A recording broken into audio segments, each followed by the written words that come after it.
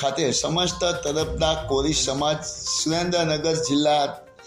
દ્વારા આયોજિત સ્નેહ મિલન કાર્યક્રમ યોજવામાં આવ્યો હતો અને આ કાર્યક્રમના મુખ્ય અતિથિ મહંત લાભુગીરી ઉપસ્થિત રહ્યા હતા તથા આ કાર્યક્રમના અધ્યક્ષ મહંત શ્રી વાલદાસ બાપુ તરફદાર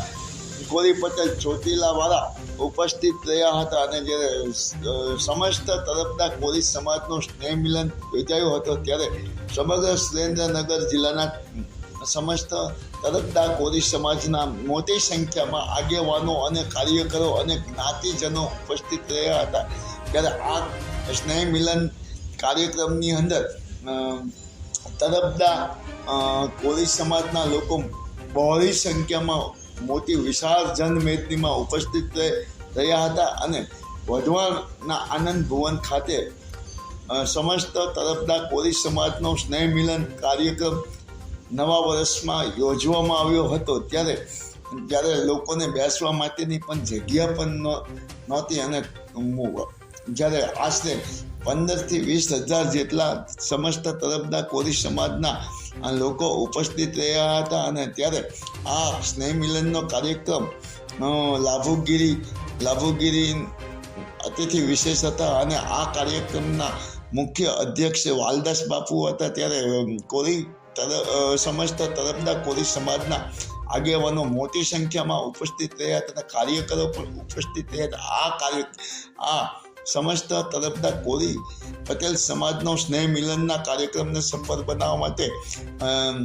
તરફદાર કોળી સમાજના આગેવાનોએ અને કાર્યકરોએ ખૂબ જ સારી જહેમત ઉઠાવી હતી. માયાજાર ન્યૂઝ ચેનલ જયેશ ચૌહાણ સુરેન્દ્ર.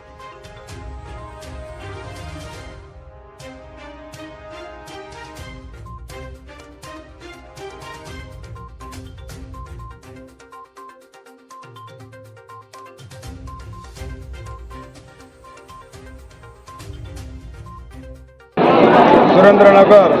તારીખ 31 ડિસેમ્બરના રોજ તરફદાર સમાજનો ધર્મ ગૌરવ અથવા સમય સાથે સુમેળ જાણવા માટે સ્નેહ મિલન કાર્યક્રમનું આજે આયોજન થતું. આ કાર્યક્રમના મુખ્ય મુદ્દા હિસાબ થતી વિચારીએ તો રાજકીય મુદ્દો નથી. જે સમાજ ખરેખર સમય સાથે એકતાના દોર ઉપર ચાલી શકે એવો મહત્વનો એક સામાજિક મુદ્દો જે સમાજની માઇલમાં જૂના રીત રિવાજ હતા એના કરતાં કાંઈક ફેરફાર થઈને કુરિવાજો આ સમાજમાં ખૂબ જ દૂષણો ઊભું કર્યું છે અને સમાજને આગો પાછો કરવામાં એ દૂષણો આધાર ઉભો કર્યા. એ દૂષણોને દૂર કરવા માટે નવા બંધારણને સમય સાથે જોડવા માટે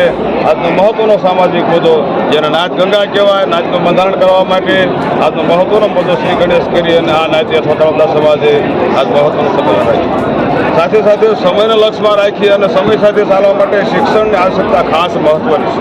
એટલે શિક્ષણને પ્રાધાન્ય આપવા માટે શિક્ષણ ખરેખર આપનાર અથવા શિક્ષણની માઇલપાસ સંસ્થાઓ અથવા શિક્ષણની માઇલપાસ બોર્ડિંગો અથવા શિક્ષણ માટે ખરેખર તાલુકા વાઇઝ સંસ્થાઓની અથવા શિક્ષણની વ્યવસ્થાઓ ખાસ કરવી એવી પણ આજે ચર્ચા થઈ. શિક્ષણના આધારે માનવ તરફદાર સમાજ તો શું પણ કોઈ પણ સમાજ શિક્ષણના આધારે ખૂબ જ આગળ આવી શકે અને શિક્ષણ છે પોતાની ત્રીજી આંખ છે જેના આધારે માનવનું કાયમ કલ્યાણ કરેલું છે. જો આજનો જે મહત્વનો હિસાબ હતી આટલો જ હતો. બીજું વિશેષ કાંઈ નહીં કહેતા પ્રોફેસરને હાથમાં રાખી પ્રેમથી વિરામ આપું છું. ઠાકોરજી મહારાજ આજનું આ જે સંમેલન છે એ અમારા કોળી પટેલ સમાજનું છે અને જે સ્નેહ મિલન એ સુરેન્દ્રનગર જિલ્લા જે સુરેન્દ્રનગર જિલ્લાના 10 તાલુકા છે 10 તાલુકાના તરફદાર કોળી સમાજનું આજે સ્નેહ મિલન છે અને સ્નેહ મિલનમાં જે પધારેલા અમારા કોળી સમાજના બહોળી સંખ્યામાં જે ભાઈઓ બહેનો આગેવાનો જે કંઈ પધાર્યા છે. બીજા નંબરમાં જે અમારા આયોજકો જેને આ સ્નેહ મિલન માટે પૂરી જહેમત ઉઠાવી એમને બધાને પણ ખૂબ ખૂબ ધન્યવાદ છે. વધારેલા બધા ભાઈઓ બહેનો વડીલોને પણ ખૂબ ખૂબ ધન્યવાદ છે. અને જે કોળી પટેલ સંગઠન એ બિન રાજકીય સંગઠન છે જેથી કરી અને ભવિષ્યમાં કોળીની એકતા વધે કોળી સમાજ આગળ વધે અને એનું જે સંકુલન બનાવવાનું છે એ સંસ્થા ઊભી થાય એ એક રાજકીય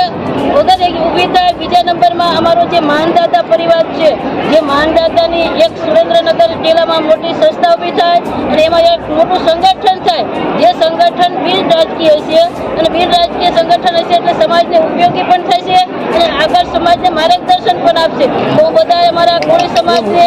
તળપદા કોળી સમાજને ખૂબ ખૂબ ધન્યવાદ આપું છું અને આવીને આવી બધા જહેમત ઉઠાવતા રહે અને અમારા જો પધારેલા છે કાળાસર જગ્યાના